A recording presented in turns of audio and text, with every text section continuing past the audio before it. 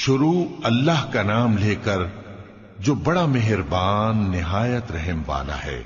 الف لام را، یہ کتاب روشن کی آیتیں ہیں۔ ہم نے اس قرآن کو عربی میں نازل کیا ہے تاکہ تم لوگ سمجھ سکو۔ اے پیغمبر، ہم اس قرآن کے ذریعے سے جو ہم نے تمہاری طرف بھیجا ہے تمہیں ایک نہایت اچھا قصہ سناتے ہیں، اور تم اس سے پہلے بے خبر تھے۔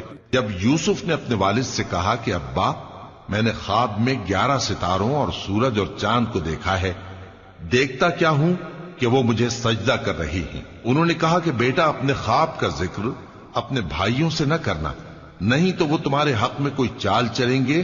کچھ شک نہیں کہ شیطان انسان کا کھلا دشمن ہے، اور اسی طرح اللہ تمہیں برگزیدہ و ممتاز کرے گا اور خواب کی باتوں کی تعبیر کا علم سکھائے گا، اور جس طرح اس نے اپنی نعمت پہلے تمہارے دادا پر دادا ابراہیم اور اسحاق پر پوری کی تھی، اسی طرح تم پر اور اولاد یعقوب پر پوری کرے گا۔ بے شک تمہارا پروردگار سب کچھ جاننے والا ہے، حکمت والا ہے۔ ہاں، یوسف اور ان کے بھائیوں کے قصے میں پوچھنے والوں کے لیے بہت سی نشانیاں ہیں۔ جب انہوں نے آپس میں تذکرہ کیا کہ یوسف اور اس کا بھائی ابا کو ہم سے زیادہ پیارے ہیں، حالانکہ ہم جماعت کی جماعت ہیں، کچھ شک نہیں کہ ابا کھلی غلطی پر ہیں، یوسف کو یا تو جان سے مار ڈالو یا کسی ملک میں پھینک آؤ، پھر ابا کی توجہ صرف تمہاری طرف ہو جائے گی، اور اس کے بعد تم نیک لوگوں میں ہو جاؤ گے۔ ان میں سے ایک کہنے والے نے کہا کہ یوسف کو جان سے نہ مارو، کسی اندھے کنویں میں ڈال دو کہ کوئی راہگیر اسے نکال کر کسی دوسرے ملک میں لے جائے گا۔ اگر تم کو کرنا ہی ہے تو یوں کرو۔ یہ مشورہ کر کے وہ اپنے والد سے کہنے لگے کہ ابا جان، کیا سبب ہے کہ آپ یوسف کے بارے میں ہمارا اعتبار نہیں کرتے، حالانکہ ہم اس کے خیر خواہ ہیں؟ کل اسے ہمارے ساتھ بھیج دیجئے کہ خوب میوے کھائے اور کھیلے کودے، ہم اس کے نگہبان ہیں۔ انہوں نے کہا کہ یہ امر مجھے غمناک کیے دیتا ہے کہ تم اسے لے جاؤ، یعنی وہ مجھ سے جدا ہو جائے، اور مجھے یہ بھی خوف ہے کہ تم کھیل میں اس سے غافل ہو جاؤ اور اسے بھیڑیا کھا جائے۔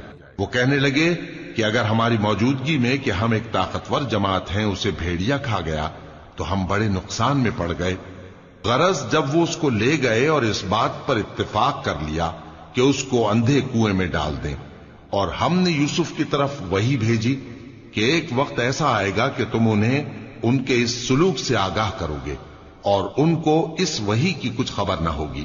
اور یہ حرکت کر کے وہ رات کے وقت باپ کے پاس روتے ہوئے آئے، کہنے لگے کہ ابا جان، ہم تو دوڑنے اور ایک دوسرے سے آگے نکلنے میں مصروف ہو گئے اور یوسف کو اپنے اسباب کے پاس چھوڑ گئے تو اسے بھیڑیا کھا گیا، اور آپ ہماری بات کو گو ہم سچ ہی کہتے ہیں باور نہیں کریں گے۔ اور ان کے کرتے پر جھوٹ موٹ کا لہو بھی لگا لائے۔ یعقوب نے کہا کہ یوں نہیں ہے، بلکہ تم اپنے دل سے یہ بات بنا لائے ہو۔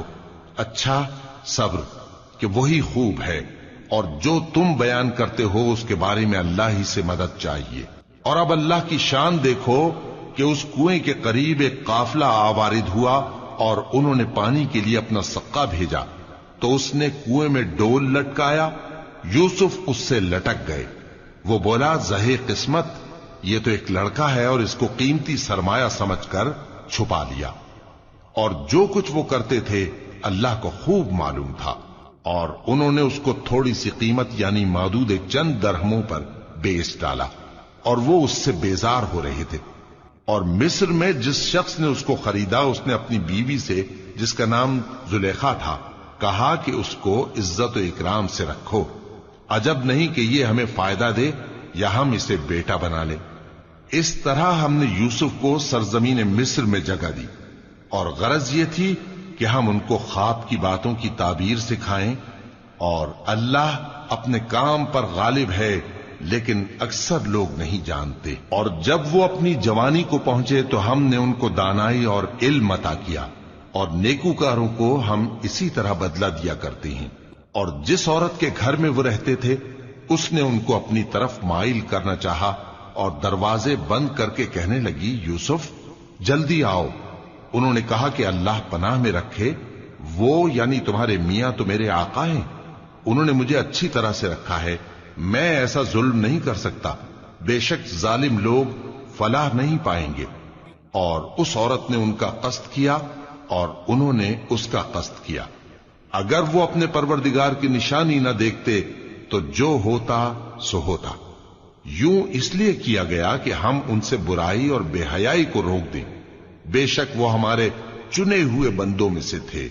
اور دونوں دروازے کی طرف بھاگے، آگے یوسف پیچھے زلیخا، اور عورت نے ان کا کرتا پیچھے سے پکڑ کر جو کھینچا تو پھاڑ ڈالا، اور دونوں کو دروازے کے پاس عورت کا خاوند مل گیا۔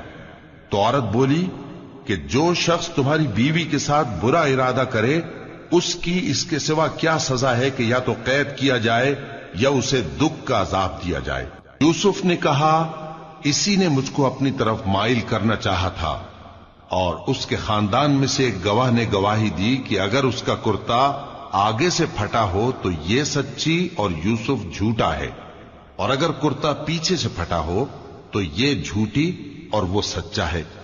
سو جب اس کا کرتا دیکھا تو پیچھے سے پھٹا تھا، تب اس نے زلیخا سے کہا کہ یہ تمہارا ہی فریب ہے، اور کچھ شک نہیں کہ تم عورتوں کے فریب بڑے بھاری ہوتے ہیں۔ یوسف اس بات کا خیال نہ کر، اور زلیخا تو اپنے گناہ کی بخشش مانگ، بے شک خطا تیری ہی ہے۔ اور شہر میں عورتیں گفتگویں کرنے لگیں کہ عزیز کی بیوی اپنے غلام کو اپنی طرف مائل کرنا چاہتی ہے اور اس کی محبت اس کے دل میں گھر کر گئی ہے، ہم دیکھتی ہیں کہ وہ کھلی گمراہی میں ہے۔ پھر جب زلیخا نے ان عورتوں کی گفتگو جو حقیقت میں دیدار یوسف کے لیے ایک چال تھی سنی، تو ان کے پاس دعوت کا پیغام بھیجا اور ان کے لیے ایک محفل مرتب کی، اور پھل تراشنے کے لیے ہر ایک کو ایک ایک چھری دی، اور یوسف سے کہا کہ ان کے سامنے آؤ۔ جب عورتوں نے ان کو دیکھا تو ان کا روب حسن ان پر ایسا چھا گیا کہ پھل تراشتے تراشتے اپنے ہاتھ کاٹ لیے، اور بے ساختہ بول اٹھی کہ اللہ پاک ہے، یہ آدمی نہیں، یہ تو کوئی بزرگ فرشتہ ہے۔ زلیخا نے کہا تو یہ وہی ہے جس کے بارے میں تم مجھے تانے دیتی تھیں، اور بے شک میں نے اس کو اپنی طرف مائل کرنا چاہا مگر یہ بچا رہا، اور اگر یہ وہ کام نہ کرے گا جو میں اسے کہتی ہوں تو قید کر دیا جائے گا اور ذلیل ہوگا۔ یوسف نے دعا کی کہ پروردگار جس کام کی طرف یہ مجھے بلاتی ہیں اس کی نسبت مجھے قید پسند ہے، اور اگر تو مجھ سے ان کے فریب کو نہ ہٹائے گا تو میں ان کی طرف مائل ہو جاؤں گا اور نادانوں میں سے ہو جاؤں گا۔ پس ان کے رب نے ان کی دعا قبول کر لی اور ان سے عورتوں کا داؤں ٹال دیا، بے شک وہی تو سننے والا ہے، جاننے والا ہے۔ پھر باوجود اس کے کہ وہ لوگ ان کی بے گناہی کے نشان دیکھ چکے تھے، ان کی رائے یہی ٹھہری کہ کچھ عرصے کے لیے ان کو قید ہی کر دیں، اور ان کے ساتھ دو اور جوان بھی داخل زندہ ہوئے۔ ایک نے ان میں سے کہا کہ میں نے خواب دیکھا ہے، دیکھتا کیا ہوں کہ شراب کے لیے انگور نچوڑ رہا ہوں۔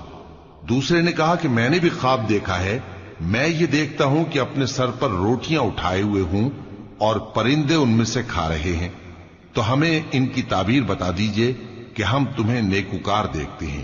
یوسف نے کہا کہ جو کھانا تم کو ملنے والا ہے وہ آنے نہیں پائے گا کہ میں اس سے پہلے تم کو اس کی تعبیر بتا دوں گا۔ یہ ان باتوں میں سے ہے جو میرے پروردگار نے مجھے سکھائی ہیں۔ جو لوگ اللہ پر ایمان نہیں لاتے اور آخرت کا انکار کرتے ہیں، میں نے ان کا مذہب چھوڑ دیا ہے، اور میں اپنے باپ دادا ابراہیم اور اسحاق اور یعقوب کے مذہب پر چلتا ہوں۔ ہمیں شایع نہیں ہے کہ کسی چیز کو اللہ کے ساتھ شریک بنائے، یہ اللہ کا فضل ہے ہم پر بھی اور لوگوں پر بھی، لیکن اکثر لوگ شکر نہیں کرتے۔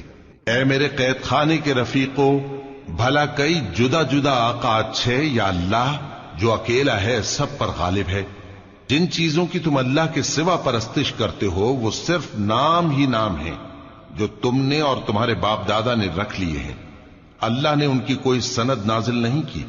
سن رکھو کہ اللہ کے سوا کسی کی حکومت نہیں ہے، اس نے ارشاد فرمایا ہے کہ اس کے سوا کسی کی عبادت نہ کرو، یہی سیدھا دین ہے، لیکن اکثر لوگ نہیں جانتے۔ اے میرے قید خانے کے رفیقو، تم میں سے ایک جو پہلا خواب بیان کرنے والا ہے وہ تو اپنے آقا کو شراب پلایا کرے گا، اور جو دوسرا ہے وہ سولی دیا جائے گا اور پرندے اس کا سر نوچ کھائیں گے۔ جو بات تم مجھ سے پوچھتے تھے وہ فیصل ہو چکی ہے۔ اور ان دونوں میں سے جس کی نسبت یوسف نے خیال کیا کہ وہ رہائی پا جائے گا، اس سے کہا کہ اپنے آقا سے میرا ذکر بھی کر دینا۔ پھر شیطان نے اسے ان کا اپنے آقا سے ذکر کرنا بھلا دیا، اور یوسف کئی برس قید خانے ہی میں رہے۔ اور بادشاہ نے کہا کہ میں نے خواب دیکھا ہے، دیکھتا کیا ہوں کہ 7 موٹی گائیں ہیں جن کو 7 دبلی گائیں کھا رہی ہیں، اور 7 خوشے سبز ہیں اور 7 خشک۔ اے درباریو، اگر تم خوابوں کی تعبیر دے سکتے ہو تو مجھے میرے خواب کی تعبیر بتاؤ۔ انہوں نے کہا، یہ خواب تو پریشان خیالی سے ہیں اور ہمیں ایسے خوابوں کی تعبیر نہیں آتی۔ اور وہ شخص جو دونوں قیدیوں میں سے رہائی پا گیا تھا اور جسے مدت کے بعد وہ بات یاد آ گئی، بول اٹھا کہ میں آپ کو اس کی تعبیر لا بتاتا ہوں، مجھے قید خانے جانے کی اجازت دیجیے۔ غرض وہ یوسف کے پاس آیا اور کہنے لگا، یوسف، اے بڑے سچے یوسف، ہمیں اس خواب کی تعبیر بتائیے کہ 7 موٹی گایوں کو 7 دبلی گائیں کھا رہی ہیں، اور 7 خوشے سبز ہیں اور 7 سوکھے، تاکہ میں لوگوں کے پاس واپس جا کر تعبیر بتاؤں۔ عجب نہیں کہ وہ تمہاری قدر جانے۔ انہوں نے کہا کہ تم لوگ 7 سال متواتر کھیتی کرتے رہو گے، تو جو غلہ کاٹو تو تھوڑے سے غلے کے سوا جو کھانے میں آئے باقی کو خوشوں میں ہی رہنے دینا۔ پھر اس کے بعد خشک سالی کے 7 سخت سال آئیں گے کہ جو غلہ تم نے جمع کر رکھا ہوگا وہ سب کو کھا جائیں گے، صرف وہی تھوڑا سا رہ جائے گا جو تم احتیاط سے رکھ چھوڑو گے۔ پھر اس کے بعد ایک ایسا سال آئے گا کہ خوب مے برسے گا اور لوگ اس میں رس نچوڑیں گے۔ اور یہ تعبیر سن کر بادشاہ نے حکم دیا کہ یوسف کو میرے پاس لے آؤ۔ سو جب قاصد ان کے پاس گیا تو انہوں نے کہا کہ اپنے آقا کے پاس واپس جاؤ اور اس سے پوچھو کہ ان عورتوں کا کیا حال ہے جنہوں نے اپنے ہاتھ کاٹ لیے تھے، بے شک میرا پروردگار ان کے فریب سے خوب واقف ہے۔ بادشاہ نے عورتوں سے پوچھا کہ تمہارا کیا قصہ تھا جب تم نے یوسف کو اپنی طرف مائل کرنا چاہا؟ سب بول اٹھیں کہ اللہ پاک ہے، ہم نے اس میں کوئی برائی معلوم نہیں کی۔ عزیز کی بیوی نے کہا، اب سچی بات تو ظاہر ہو ہی گئی ہے، اصل یہ ہے کہ میں نے اس کو اپنی طرف مائل کرنا چاہا تھا اور وہ بے شک سچا ہے۔ یوسف نے کہا کہ میں نے یہ بات اس لیے پوچھی ہے کہ عزیز کو یقین ہو جائے کہ میں نے اس کی پیٹھ پیچھے اس کی امانت میں خیانت نہیں کی، اور اللہ خیانت کرنے والوں کی چال کو چلنے نہیں دیتا، اور میں اپنے آپ کو پاک صاف نہیں کہتا، کیونکہ نفس امارہ انسان کو برائی ہی سکھاتا رہتا ہے، مگر یہ کہ میرا پروردگار رحم فرمائے۔ بے شک میرا پروردگار بخشنے والا ہے، مہربان ہے۔ اور بادشاہ نے حکم دیا کہ اسے میرے پاس لاؤ، میں اسے اپنا مصاحب خاص بناؤں گا۔ پھر جب ان سے گفتگو کی تو کہا کہ آج سے تم ہمارے ہاں صاحب منزلت ہو اور صاحب اعتبار ہو۔ یوسف نے کہا، مجھے زرعی پیداوار پر مقرر کر دیجئے، کیونکہ میں حفاظت بھی کر سکتا ہوں اور اس کام سے واقف بھی ہوں۔ اس طرح ہم نے یوسف کو ملک مصر میں جگہ دی اور وہ اس ملک میں جہاں چاہتے تھے رہتے تھے۔ ہم اپنی رحمت جس پر چاہتے ہیں کرتے ہیں اور نیکوکاروں کے اجر کو ضائع نہیں کرتے، اور جو لوگ ایمان لائے اور ڈرتے رہے ان کے لیے آخرت کا اجر بہت بہتر ہے۔ اور یوسف کے بھائی کنعان سے مصر میں غلہ خریدنے کے لیے آئے تو یوسف کے پاس گئے، تو یوسف نے ان کو پہچان لیا اور وہ ان کو نہ پہچان سکے۔ اور جب یوسف نے ان کے لیے ان کا سامان تیار کر دیا تو کہا کہ پھر آنا تو جو باپ کی طرف سے تمہارا ایک اور بھائی ہے اسے بھی میرے پاس لیتے آنا۔ کیا تم نہیں دیکھتے کہ میں ناب بھی پوری پوری دیتا ہوں اور مہمانداری بھی خوب کرتا ہوں؟ اب اگر تم اسے میرے پاس نہ لاؤ گے تو نہ تمہیں میرے ہاں سے غلہ ملے گا اور نہ تم میرے پاس ہی آ سکو گے۔ انہوں نے کہا کہ ہم اس کے بارے میں اس کے والد کو پھسلائیں گے اور ہم یہ کام کر کے رہیں گے۔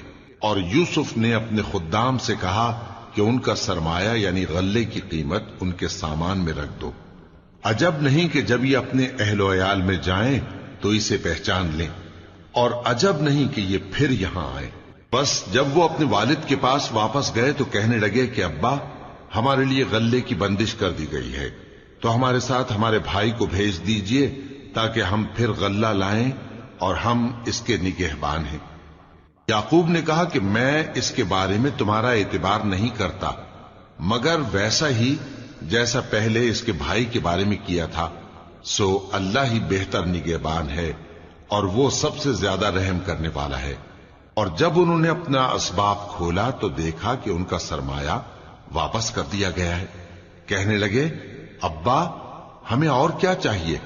دیکھیے یہ ہماری پونجی بھی ہمیں واپس کر دی گئی ہے، اور ہم اپنے اہل و عیال کے لیے پھر غلہ لائیں گے اور اپنے بھائی کی نگہبانی کریں گے، اور ایک بار شتر زیادہ لائیں گے کہ یہ غلہ جو ہم لائے ہیں تھوڑا ہے۔ یعقوب نے کہا کہ جب تک تم اللہ کا عہد نہ دو کہ اس کو میرے پاس صحیح و سالم لے آؤ گے، میں اسے ہرگز تمہارے ساتھ نہیں بھیجنے کا، مگر یہ کہ تم گھیر لیے جاؤ یعنی بے بس ہو جاؤ تو مجبوری ہے۔ پس جب انہوں نے والد کو اپنا قول دیا تو یعقوب نے کہا کہ جو قول و قرار ہم کر رہے ہیں اس کا اللہ ضامن ہے، اور فرمایا کہ اے میرے بیٹو، ایک ہی دروازے سے داخل نہ ہونا بلکہ جدا جدا دروازوں سے داخل ہونا، اور میں اللہ کی تقدیر کو تو تم سے روک نہیں سکتا، بے شک حکم اللہ ہی کا ہے، میں اسی پر بھروسہ رکھتا ہوں، اور اہل توکل کو اسی پر بھروسہ رکھنا چاہیے۔ اور جب وہ ان مقامات سے داخل ہوئے جہاں جہاں سے داخل ہونے کے لیے ان کے والد نے ان سے کہا تھا، تو وہ تدبیر اللہ کے حکم کو ذرا بھی ٹال نہیں سکتی تھی۔ ہاں، وہ یعقوب کے دل کی خواہش تھی جو انہوں نے پوری کی تھی، اور بے شک وہ صاحب علم تھے، کیونکہ ہم نے ان کو علم سکھایا تھا، لیکن اکثر لوگ نہیں جانتے۔ اور جب وہ لوگ یوسف کے پاس پہنچے تو یوسف نے اپنے حقیقی بھائی کو اپنے پاس جگہ دی اور کہا کہ میں تمہارا بھائی ہوں، تو جو سلوک یہ ہمارے ساتھ کرتے رہے ہیں اس پر افسوس نہ کرنا۔ پھر جب ان کا اسباب تیار کر دیا تو اپنے بھائی کے تھیلے میں آپ خورا رکھ دیا۔ پھر جب وہ آبادی سے باہر نکل گئے تو ایک پکارنے والے نے آواز دی کہ قافلے والو، تم تو چور ہو۔ وہ ان کی طرف متوجہ ہو کر کہنے لگے کہ تمہاری کیا چیز کھوئی گئی ہے؟ وہ بولے کہ بادشاہ کا کٹورا کھویا گیا ہے، اور جو شخص اس کو لے کے آئے اس کے لیے ایک بار شتر انعام، اور میں اس کا ضامن ہوں۔ وہ کہنے لگے کہ اللہ کی قسم، تم کو معلوم ہے کہ ہم اس ملک میں اس لیے نہیں آئے کہ خرابی کریں اور نہ ہم چوری کیا کرتے ہیں۔ وہ بولے کہ اگر تم جھوٹے نکلے یعنی چوری ثابت ہوئی تو اس کی سزا کیا؟ انہوں نے کہا کہ اس کی سزا یہ کہ جس کے تھیلے میں وہ دستیاب ہو وہی اس کا بدل قرار دیا جائے، ہم ظالموں کو یہی سزا دیا کرتی ہیں۔ پھر یوسف نے اپنے بھائی کے تھیلے سے پہلے ان کے تھیلوں کو دیکھنا شروع کیا، پھر اپنے بھائی کے تھیلے میں سے اس کو نکال لیا۔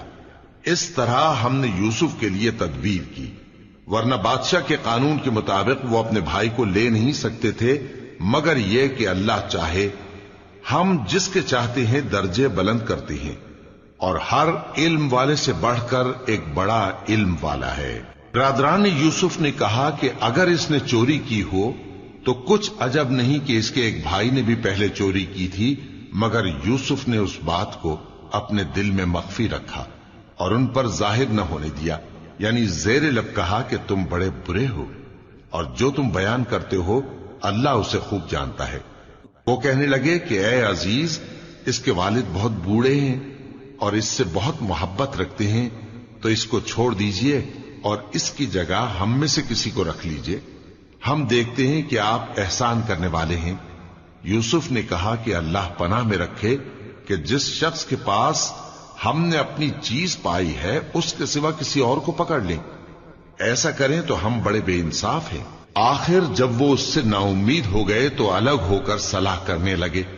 سب سے بڑے نے کہا کیا تم نہیں جانتے کہ تمہارے والد نے تم سے اللہ کا عہد لیا ہے، اور اس سے پہلے بھی تم یوسف کے بارے میں قصور کر چکے ہو، تو جب تک والد صاحب مجھے اجازت نہ دیں میں تو اس جگہ سے ہلنے کا نہیں، یا اللہ میرے لیے کوئی فیصلہ کرے، اور وہ سب سے بہتر فیصلہ کرنے والا ہے۔ تم سب والد صاحب کے پاس واپس جاؤ اور کہو کہ ابا، آپ کے صاحبزادے نے وہاں جا کر چوری کی، اور ہم نے تو اپنی دانست کے مطابق آپ سے اس کے لے آنے کا عہد کیا تھا، مگر ہم غیب کی باتوں کے جاننے اور یاد رکھنے والے تو نہیں تھے، اور جس بستی میں ہم ٹھہرے تھے وہاں سے یعنی اہل مصر سے اور جس قافلے میں آئے ہیں اس سے دریافت کر لیجئے، اور ہم اس بیان میں بالکل سچے ہیں۔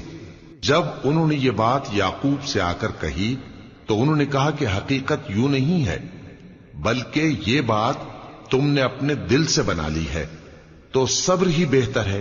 عجب نہیں کہ اللہ ان سب کو میرے پاس لے آئے، بے شک وہ علم والا ہے، حکمت والا ہے۔